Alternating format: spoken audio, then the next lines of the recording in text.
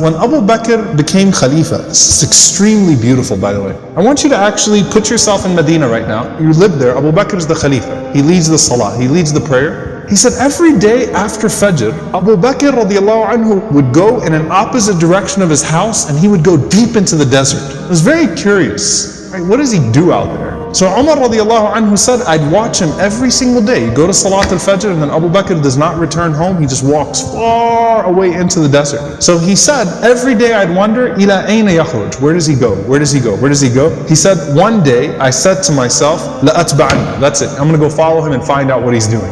I just can't get over this curiosity of mine. So Umar radiallahu anhu said, I kept the pace from him to where he was at the end of my eyesight, meaning I walked just as far away to where I could still see him. And then he said, I saw him go into this beat up old house. So Umar radiallahu anhu said, I quickly went and I hid behind. And he said, he spent a long time in there. It wasn't like a short amount of time. He spent a long time until after the sun was up, meaning it was getting hot. This is after Fajr, this is way past Duha, way past sunrise, and it got hot, and then Abu Bakr radiallahu anhu left the home and he made his way back to Medina. He said, this is way out of the city of Medina now. This isn't even the city of Medina right now. Way out of the city of Medina. So Umar radiallahu anhu said, I waited until I could no longer see him, meaning he made his way back to Medina. And Umar radiallahu anhu said, I knocked on the door, okay? And he said, this woman opened the door. She was elderly, she was frail, she was blind, and there were a bunch of little kids running around, okay? So I said to her, Assalamu alayki, ma sha'nukum ya amatullah. I said, peace be unto you. What is your situation, O servant of Allah? And she said that I am a blind woman, and I have no one to take care of me, and I also have these orphans with me. You know, and the implication, Allahu Alam, her kids died, left behind, these are her grandchildren, or these were orphans. Somehow, it's her, and it's some orphan children. And she says, I have no one to take care of me, and these orphans. Umar radiallahu anhu said, who is that visitor that comes to you every single day? The answer, she says, I don't know who he is. لا يذكر لي اسمه أبدا. He never once shared his name with me. He never bothered to tell me his name. Umar radiallahu anhu said, well, what does he do? قالت جزاه الله خير. She said, may Allah reward him. Every morning he comes. Listen, by the way, she details it. She says, he cleans my home. He washes our clothes. He grinds our wheat.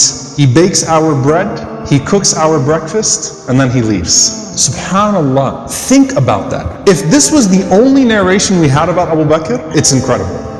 Seriously, the leader, the head of the ummah, the Khalifa, the most important man in the ummah right now, with his station, with his status, and he goes out every morning to this house, and he doesn't even tell the woman what his name is. He's just consider me a secret fa'il khair, right? Just some good doer. Washes the clothes, cleans the house, grinds the wheat, bakes the bread, cooks the breakfast, and then makes his way back to govern the ummah. That is absolutely incredible.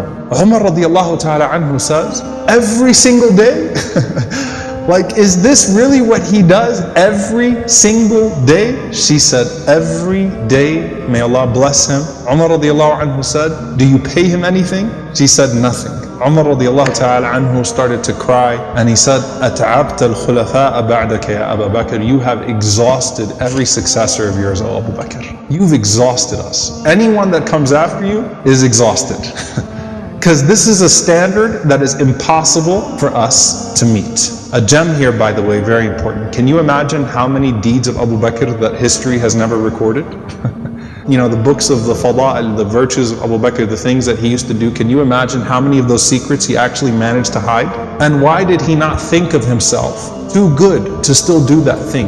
And by the way, a lesson for all of us. If you're someone who does some khair that everyone knows about, you better have some khair that only Allah knows about, right? You better have some khair that only Allah subhanahu wa ta'ala knows about. And let it be an involved khair too, okay? An involved form of good. Not just a secret charity, but this is something that has a spiritual reminder and effect on him too, right?